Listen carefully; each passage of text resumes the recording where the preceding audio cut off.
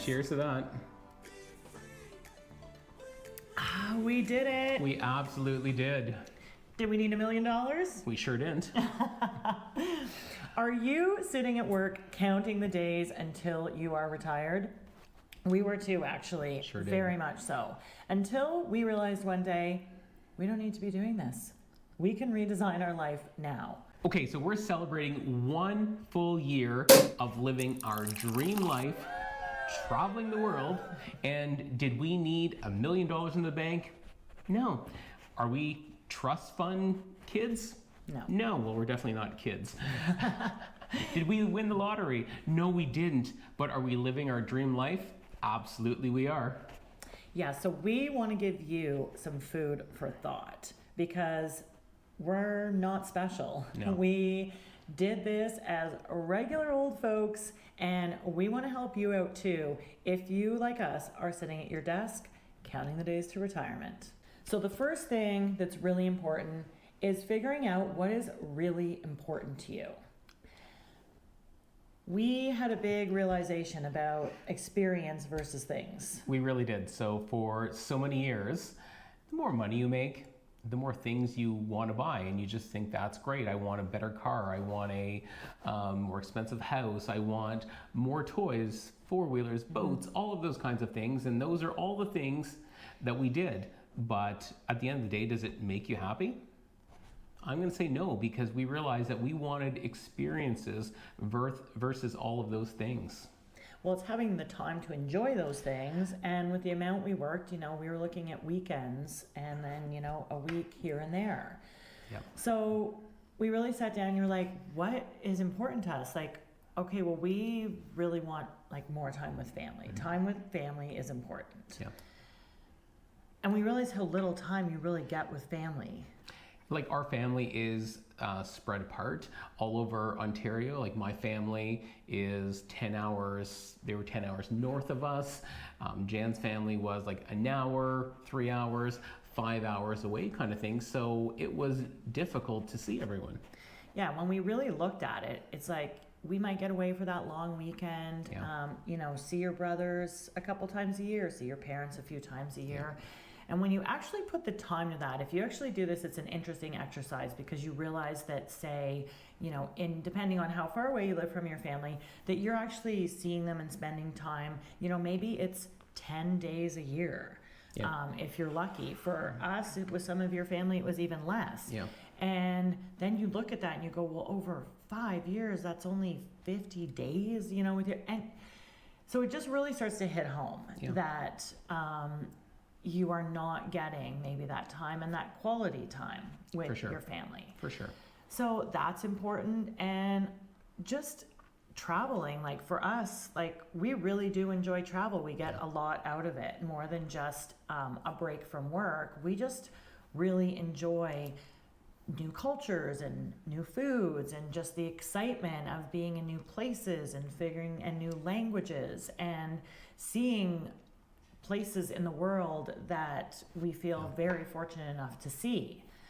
And everybody has it different. I mean, for some people it's hobbies like golf, what else? Fishing. Some people like crafting. Well, a lot of different things. There's the pickleballers. There's a whole bunch of different things that you might be passionate about wanting to do. For us, travel was that thing. Yeah, and if you think about how much time you get to do that thing you really like, how much time do you get to go out and maybe go bird watching or, and how much more of that, how important is that to you? If that's, if it's a passion, it's a shame that we don't get to spend more time doing that. True. And then another big one that we realized is so important, and I think it's a consequence of getting a little bit older and you start seeing people around you more and more with health issues. And we realize health is really important. Yeah. Health is way more important than any amount of money because without your health, you really don't have anything. It really is. And you've got your physical health and your mental health. And that's just something we realize that is super important. And we realize there's a lot of 60, 70, and 80-year-olds that have their physical health and all is great. However, that is not guaranteed. So we have our health right now, so we want to be able to do the things that we're able to do right now, and not in 15 years. Absolutely. All right, the second thing that we want you to think about is what you might think your purpose is. And a lot of people struggle with this. What is our purpose in life? And we like to look at this as even, what is it you really desire? I mean, this ties into what is important with you, but a lot of times people have a desire that maybe they feel is sort of out of reach. They feel it's a big fat dream that's unattainable. So I think it's important to look at that, about what you feel your purpose might be, or what you really desire that maybe isn't something that is in your life right now. And you might think that that purpose or desire is a dream and you can never attain it. Well, let me tell you, you're totally wrong. Because if you would have asked me 3 years ago, would I be traveling the world with the love of my life and not having to work, I would have said no, definitely not, because that's not possible. But guess what? It might be, and it was for us. Like, you may really have a purpose even that you just want to give back, or you want to work with a certain, if you think money is no object, it's like, what would you want to do? Some people might want to go and do more, a mission, or help out and give back, or work with animals, or maybe they want to learn something, the piano, the guitar. There's usually a creative outlet. I think for us that was a big thing, is that we didn't feel any creativity in our 9-to-5 corporate jobs. There was very little creativity there. And I mean, this has sort of become our creative outlet, editing and doing pictures and photography and just, travel. And so really look at what your desires are and what sort of really makes you tick inside, or would you like to do more of? And for sure, it's going to tie in with what's important to you. For sure. But for us, we never dreamed about traveling the world and posting our journeys on YouTube. Not just it progressed to that, and it became our purpose. And I guess when I say our purpose, I mean like us editing our videos and posting them on YouTube. That became a purpose and something that we enjoy doing, and it gives us something to do. So that's our hobby, but your hobby might be playing pickleball. Your hobby might be something else, right? Yeah. So whatever it is, just think about what that maybe underlying burning desire is, that you wish you could do if, like we said, time and money was no object. Because that's it's a really cool thing to sort of dive into. And it can certainly become a big part of your early retirement. I mean, the other thing could be that somebody really wants to move closer to their family or back to their roots, which could be another part of the country or another country altogether. Maybe they have family back there. Maybe they want to move closer to aging parents or grandparents or younger children, or maybe they're having grandchildren. And perhaps that job is tying them down to that certain location, and you're really feeling that pull to be nearer to your family and putting down roots somewhere else. And again, that can be a real purpose in your life that you're unable to get to right now at your 9-to-5. For sure. Okay, now we got to get real. The big one. Number 3. Finances. You do have to make sure that your ducks are in a row. Well, of course, it could, because if you can't afford to stop working and sustain the lifestyle that you want, then maybe now's not the time, but now might be the time for you to come up with a plan so you're able to do that in the short term. So, small little disclosure here, of course, we are not financial planners, and we are not trying to give anyone financial advice Definitely at not. all. But what we do want to say is there are people out there, financial planners, who we use for guidance as well. But you might be surprised. I guess that's what we want to get across here is, of course, you want to have your ducks in a row. And of course, you're not just going to go out on a wing and a prayer, although if you do, all the power to you. But you might be surprised at just how in line your finances could be when you choose to redesign this new life. For sure. And that's what we did. Yes. We went to our financial planner. That was step 1. When we got this cockamamie idea, our first step was let's just go see. Once we had our what's important and our purpose, it was let's go see if we can actually make this happen. And we were definitely surprised. We were pleasantly Like, surprised. passive income is, Amazing. it's a great thing. It really is. Now, that's going to look different for everybody. For us, we had to, sell things, which was great because we just didn't want the hassle of all these things anymore. And once we took that money and put it into investments, it's like, oh, No, it's great. money makes money. Of course, it takes money to make money, but we liquidated our assets, and now that money is just making passive income for us every month, and it's absolutely fantastic. A lot of people, you need 2 cars because you can't either commute, you can't go to work and carpool together. So a lot of times you need 2 cars. That's, maintenance on both, insurance on both, gas in both cars. So that can be very expensive. Clothing. Yeah. Like, you looked top notch, babe, but Well, thank you. it was not cheap. As did you. It was not cheap to dress up and look good at No. work. No. And then there's just all the little things, like you go out for lunch with somebody, you're contributing to gifts and all the things. But Jan, the thing that not irks me, but we're Canadian, so in Canada, in our tax bracket, we paid 50% of our earnings went to tax, Yeah. which is like mind-boggling. That is like, really, that's our money. However, anyways, that's the way it is. So you actually have to work harder for the things that you want. Yeah, and then those expenses. So for what Mitch is saying, like if we're getting 50% of our income taken in tax because of the tax bracket we're in, well, for me to spend that $100 on a new dress, I have to make $200 because half of it's taken and leaving me with $100. So as soon as you start cutting those expenses, it's almost like getting a raise. If I save $100 in gas, that's like making $200 extra dollars. It really is. Because you've saved that expense, but really your income, you have to make double that.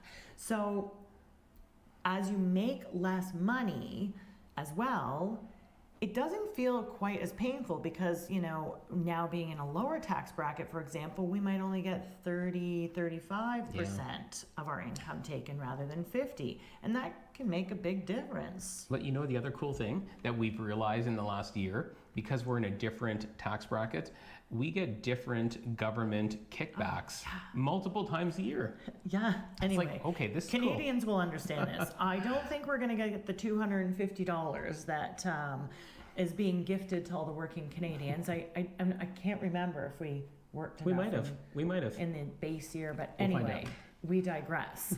Tax is a big deal. And on top of that, your CPP, your EI, benefits. I was, of course, having health benefits and dental benefits coming off of my paycheck as well, which I don't regret. It allowed that that safety net for those insurance, for those health expenses.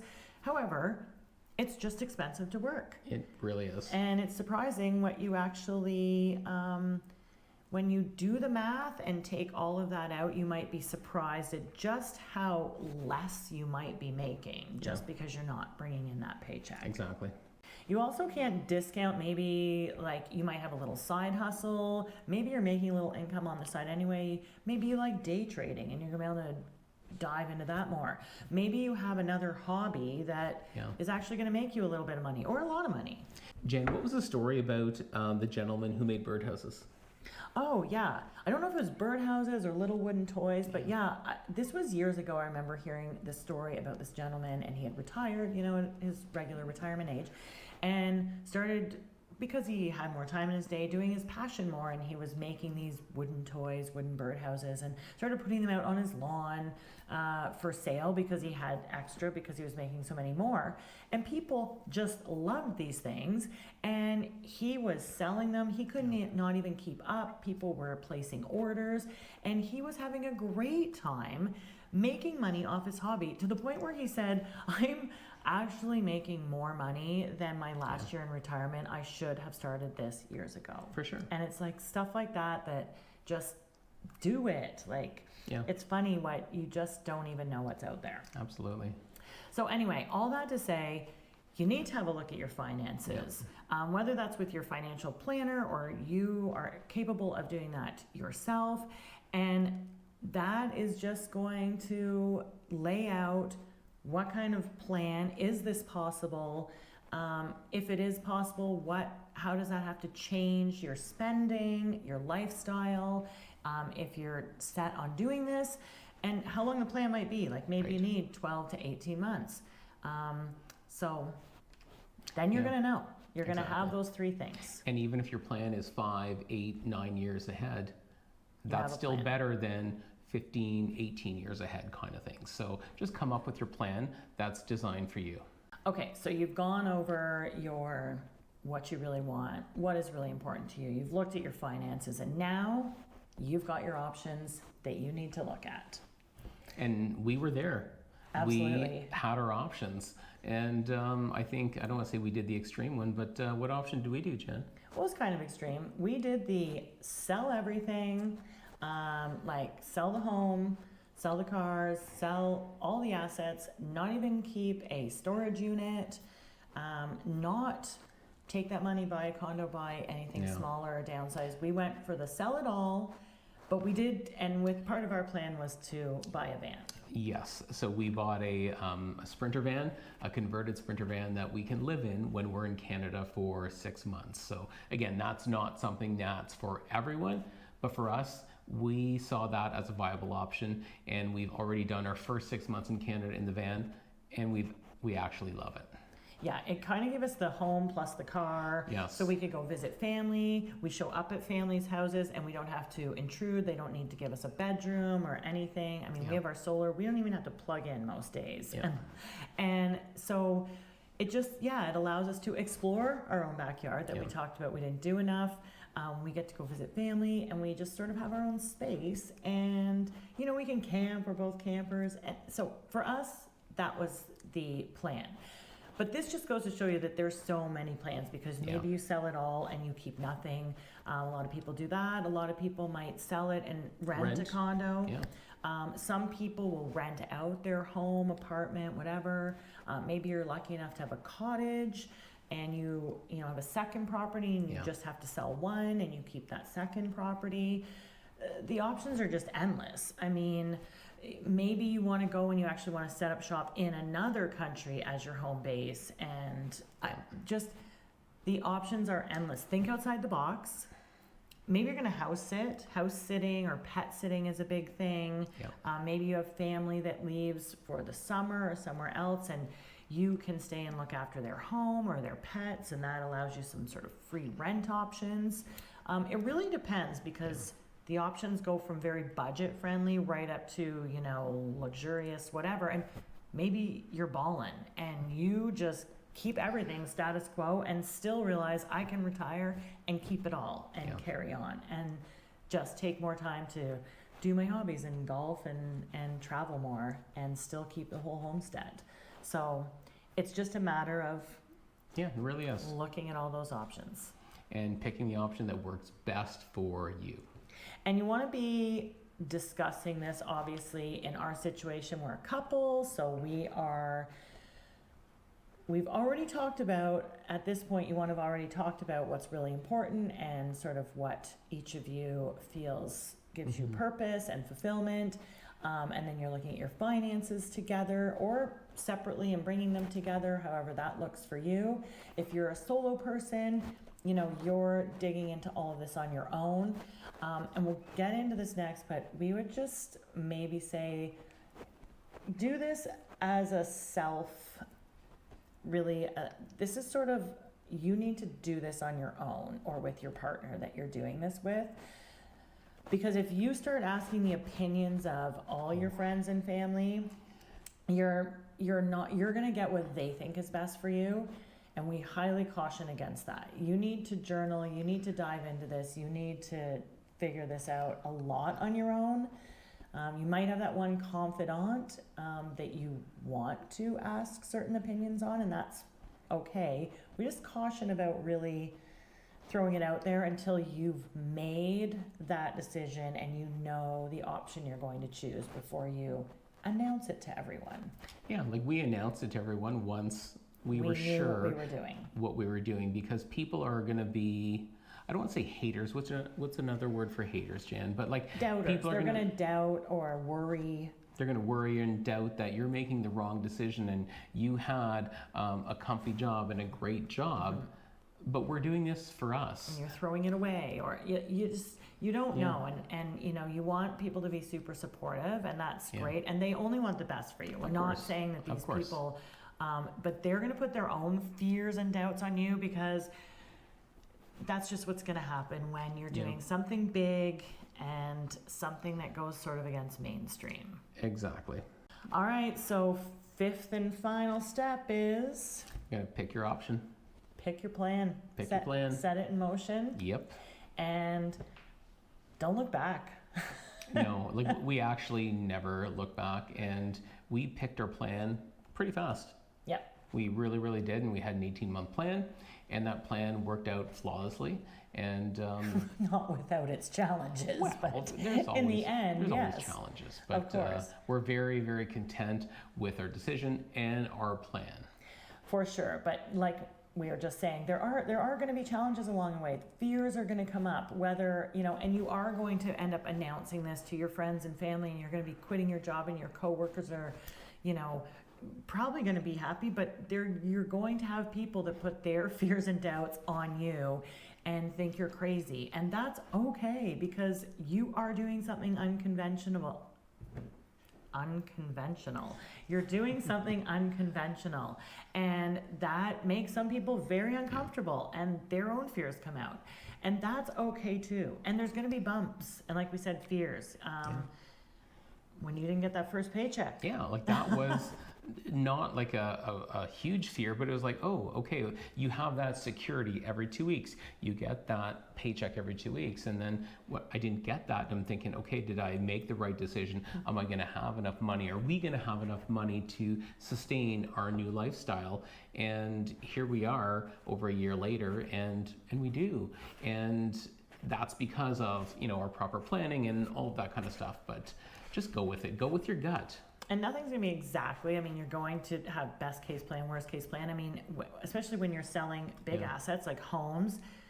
I mean, we didn't know. A lot changed in the environment. We were post-COVID. And so prices started coming down and interest rates started going up. And we're like, are we going to sell this house? It got a bit dicey at the end. We had plane tickets to leave, and our house was not selling as quickly as we thought it was going to, and for as much, but it's all okay. It's, you know, when you are grounded in your why and why you're doing this, and knowing what's important and in your heart, and you've gone through all of this, just stay grounded in that, and know it's going to be okay, and know that you are doing something outside your comfort zone, and the feeling of doing that and getting through it when you're on the other side is, feels so good. it does. It's I don't know how to explain it. And then the challenges continue. So, you know, we're here. It's not without its bumps and its challenges and everything along the way, but I would not change anything for the world. It is still fun and exciting to say we quit our jobs and ran away from home, and we live in a van. But honestly, no, we did retire. Mitch, you were... I was 46 when I retired, and Jan, you had just turned 50. I retired, pretty much on my 50th birthday. So that's our story, and we hope this sort of inspires you, or at least makes you think about that dream that maybe you're daydreaming about at your desk, whether you're working from home or you're in the office. If that job is not the dream job, we hope that maybe we've given you something to think about, some food for thought. Exactly. And realize that maybe it is possible. It probably is. And just like we started this video, we'll end it with a cheers. Cheers. Cheers.